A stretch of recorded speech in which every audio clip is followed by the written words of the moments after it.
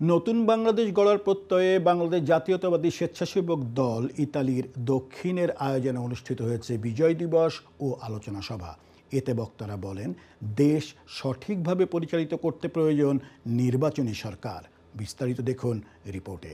বাংলাদেশ জাতীয়তাবাদী স্বেচ্ছাসেবক দল ইতালি দক্ষিণের আয়োজনে 16 ডিসেম্বর বিজয় দিবস ও আলোচনা সভা অনুষ্ঠিত হয়েছে। বাংলাদেশ জাতীয়তাবাদী স্বেচ্ছাসেবক দল ইতালি দক্ষিণের আহ্বায়ক মোহাম্মদ আয়ুব আলীর সভাপতিত্বে ও সদস্য সচিব দেলোয়ার হোসেনের পরিচালনায় সভায় প্রধান অতিথি ছিলেন ইতালি বিএনপির ভারপ্রাপ্ত সভাপতি আমিনুর রহমান সালাম এবং সাধারণ সম্পাদক ডালিম নাসির উদ্দিন প্রধান বক্তা হিসেবে উপস্থিত ছিলেন। এই সময় বক্তারা বলেন, বাংলাদেশের মানুষ একটি অবাধ ও নিরপেক্ষ নির্বাচনের মাধ্যমে বিএনপির ভারপ্রাপ্ত চেয়ারম্যান তারেক রহমানের নেতৃত্বে আগামী দিনে বাংলাদেশ গড়তে অধীর আগ্রহে অপেক্ষা করছে। তারা আরও বলেন, নির্বাচিত সরকার ছাড়া দেশের পরিবর্তন সম্ভব নয়।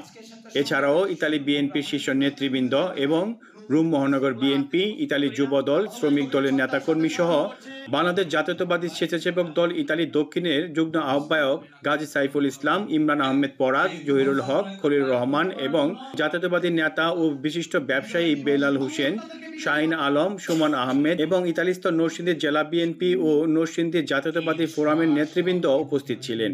তারা বলেন, আগামী দিনে একটি অত্যাধুনিক বাংলাদেশ ও সুশাসন প্রতিষ্ঠা করার লক্ষ্যে সকল ষড়যন্ত্র প্রতিহত করে এগিয়ে যেতে হবে। Ayan TV news, Rome, Italy.